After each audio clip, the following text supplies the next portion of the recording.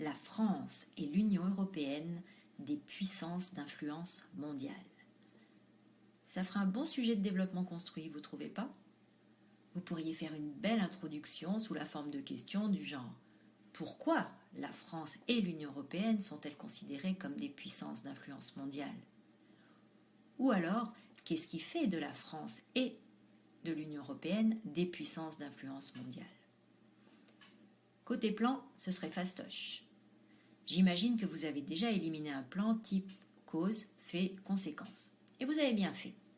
Ce plan pourrait difficilement fonctionner. Sur ce sujet, pas facile de distinguer les faits, les causes et les conséquences. Qu'est-ce qui vous reste comme option? Un plan thématique ou un plan par emboîtement d'échelle.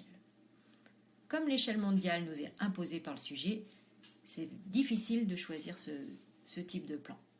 Et puis, on n'a pas non plus les connaissances pour. Reste donc le bon vieux plan thématique. Mais il faut trouver lequel. Bon, ok, je vous le livre clé en main. La France et l'Union européenne ont tout d'abord une influence économique. Premier thème. Elles ont aussi une influence culturelle, qu'on appelle le soft power. Deuxième thème. Enfin, elles ont une influence géopolitique. Troisième thème. Vous avez vu, j'ai aussi déjà réussi à placer 3 connecteurs logiques. On commence par l'influence culturelle. 3 éléments font de la France une puissance culturelle. Tout d'abord, la francophonie. Notre langue est la 5e langue la plus parlée au monde. Notre gastronomie, la mode, permet à la culture française de rayonner.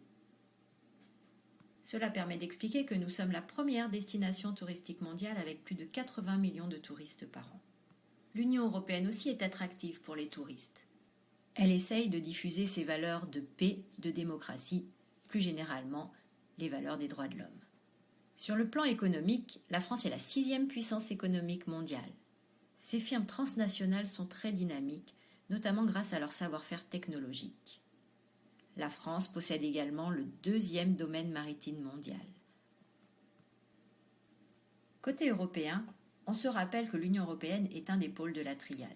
C'est aussi une grande puissance économique mondiale avec 1/4 du PIB mondial. Enfin, sur le plan géopolitique, on notera que la France est membre permanent du Conseil de sécurité de l'ONU, qu'elle possède donc à ce titre un droit de veto.